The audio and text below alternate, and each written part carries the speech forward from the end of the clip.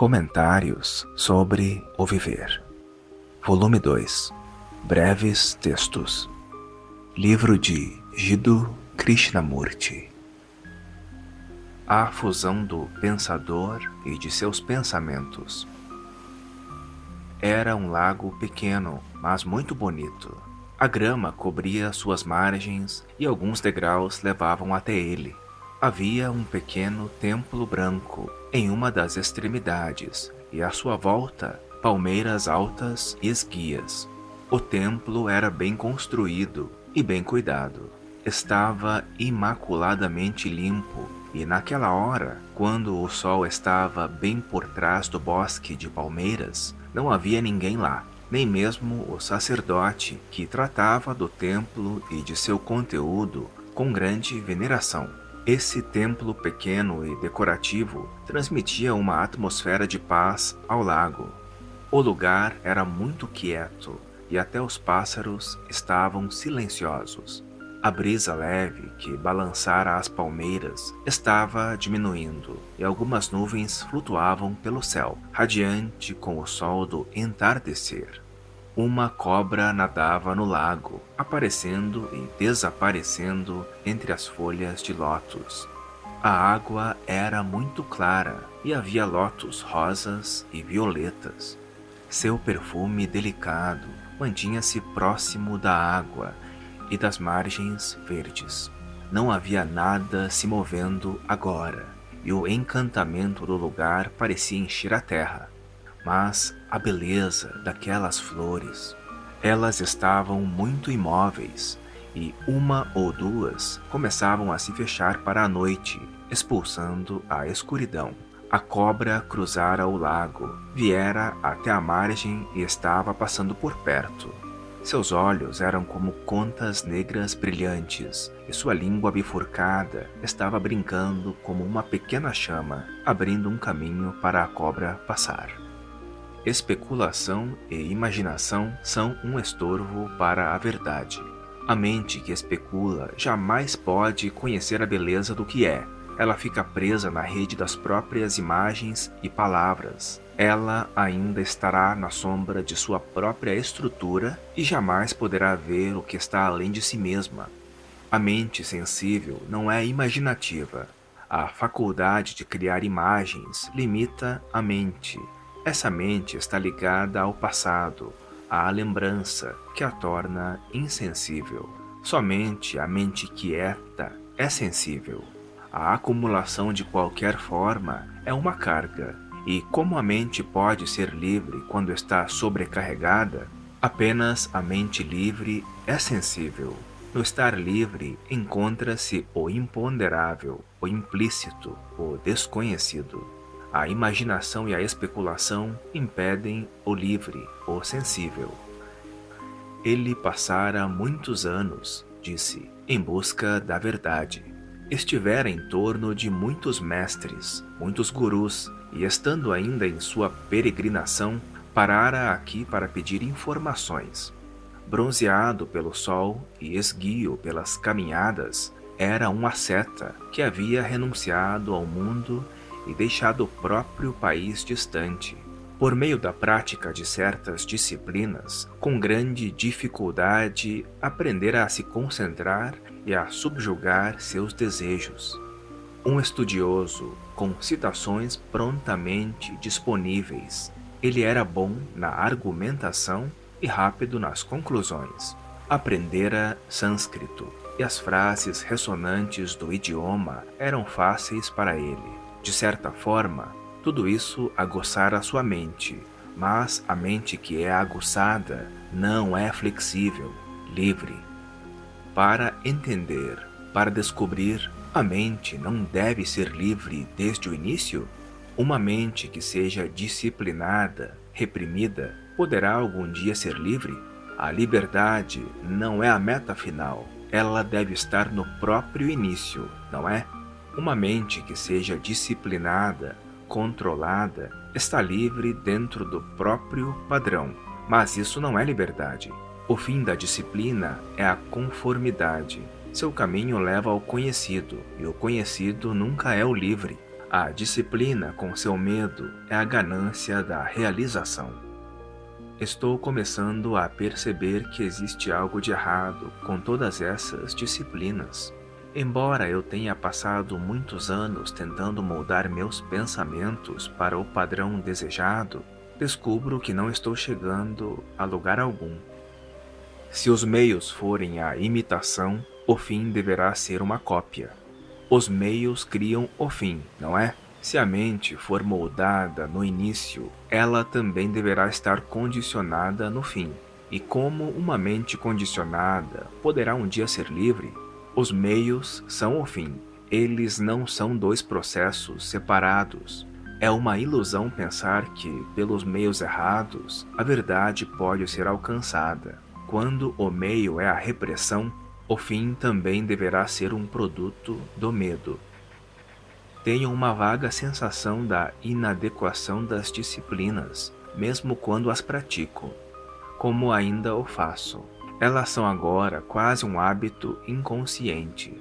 Desde a infância, minha educação foi um processo de conformidade e a disciplina foi quase instintiva comigo desde que coloquei esse manto. A maioria dos livros que li e todos os gurus com quem estive recomendam o controle de uma forma ou outra, e você não tem ideia de como fui atrás disso. Portanto, o que diz parece quase uma blasfêmia. É realmente um choque para mim, mas é obviamente verdadeiro. Será que meus anos foram desperdiçados?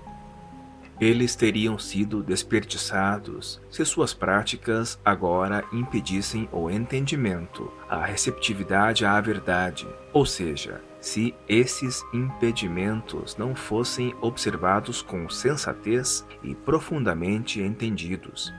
Estamos tão entrincheirados em nosso próprio faz de conta que a maioria de nós não ousa olhar para isso ou além disso. O próprio anseio de entender é o início da liberdade. Então, qual é nosso problema? Estou buscando a verdade e fiz das disciplinas e práticas de vários tipos os meios para aquele fim. Meu instinto mais profundo me incita a buscar e encontrar, e não estou interessado em outra coisa qualquer. Vamos começar perto para chegar longe. O que quer dizer com buscar? Você está procurando verdade e ela pode ser encontrada pela busca? Para buscar a verdade, você precisa saber o que ela é. A busca implica um conhecimento antecipado, algo já sentido ou conhecido, não é?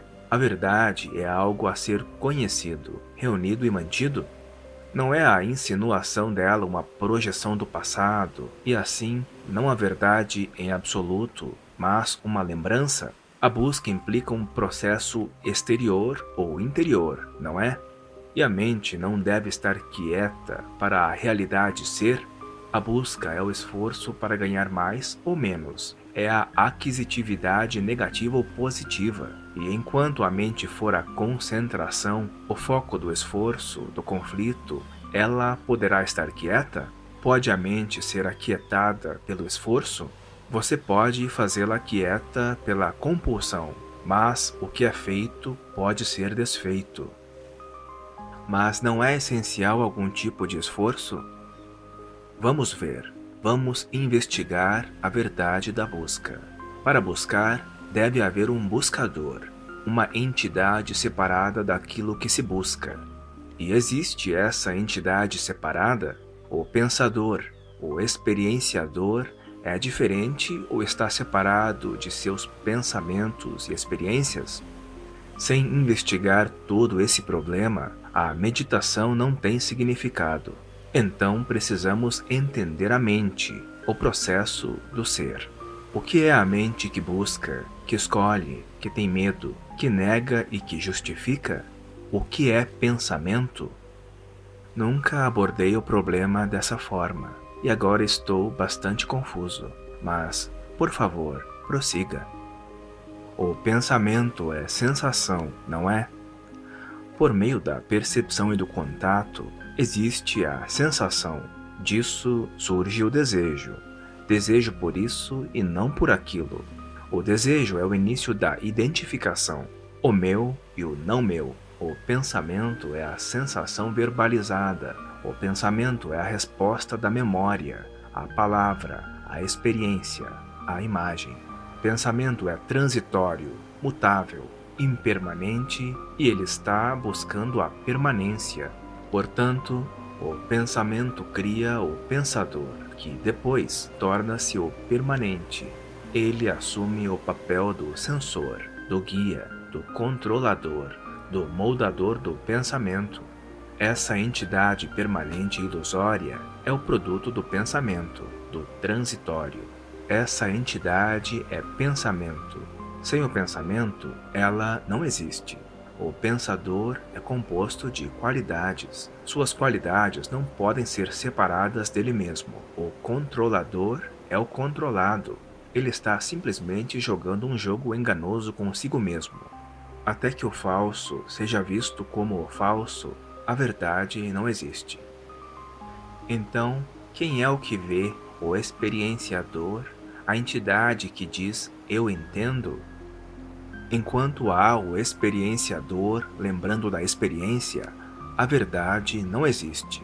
A verdade não é algo para ser lembrado, armazenado, registrado e depois apresentado. O que é acumulado não é verdade. O desejo de experienciar cria o experienciador, que depois acumula e lembra. O desejo produz a separação do pensador de seus pensamentos. O desejo de se tornar, de experienciar, de ser mais ou de ser menos, cria a divisão entre o experienciador e a experiência. A consciência do comportamento habitual do desejo é autoconhecimento. O autoconhecimento é o início da meditação. Como pode haver a fusão do pensador com seus pensamentos? Não pela ação da vontade, nem pela disciplina, nem por formas de esforço, controle ou concentração, nem por quaisquer outros meios. O uso de um meio implica um agente atuando, não é? Enquanto houver um ator, haverá uma divisão. A fusão só acontece quando a mente está completamente quieta, sem tentar ficar quieta. Há essa serenidade não quando o pensador chega ao fim, mas somente quando o próprio pensamento chega ao fim. Precisa existir a libertação da resposta do condicionamento, que é pensamento. Cada problema só é resolvido quando há ideia. A conclusão não existe. Conclusões, ideias, pensamentos são a agitação da mente. Como pode haver entendimento quando a mente está agitada? A sinceridade precisa ser temperada com o ágil jogo da espontaneidade. Você descobrirá, se ouviu tudo que foi dito, que a verdade chegará nos momentos em que você não estiver esperando. Se me permite dizer, esteja aberto, seja sensível, esteja totalmente ciente do que é a cada momento. Não construa em torno de si um muro de pensamentos impregnáveis. A felicidade da verdade vem quando a mente não está ocupada com as próprias atividades e lutas.